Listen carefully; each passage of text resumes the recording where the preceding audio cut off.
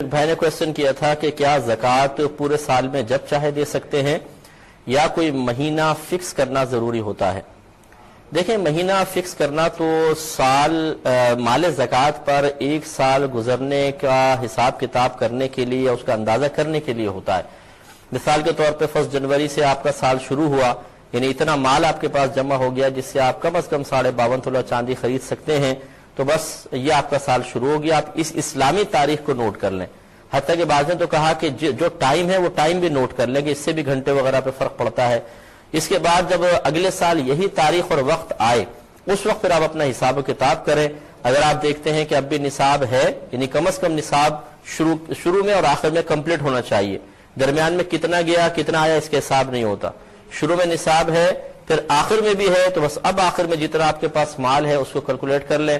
اور مال سے مراد ہے سونا، چاندی، روپیہ اور مال تجارت۔ ان 4 قسم کے مالوں کو آپ پورا ان کی قیمت وغیرہ نکال کر جمع کر لیں۔ اگر آپ پہ قرضہ ہے جو آپ نے فوری طور پہ ادا کرنا ہے، اسے اس میں سے مائنس کر دیں۔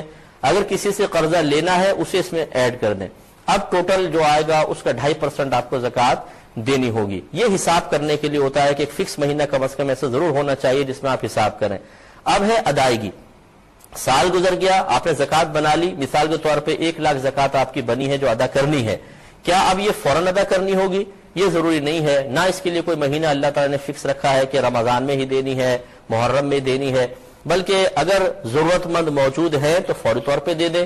اگر آپ کو فی الحال کوئی ایسا ضرورت مند نظر نہیں آ رہا اپنے اطراف میں، تو پھر آپ اس کو رکھ سکتے ہیں، آہستہ آہستہ جیسے جیسے ضرورت مند آپ کو ملتے رہے ان کو آپ دے سکتے ہیں۔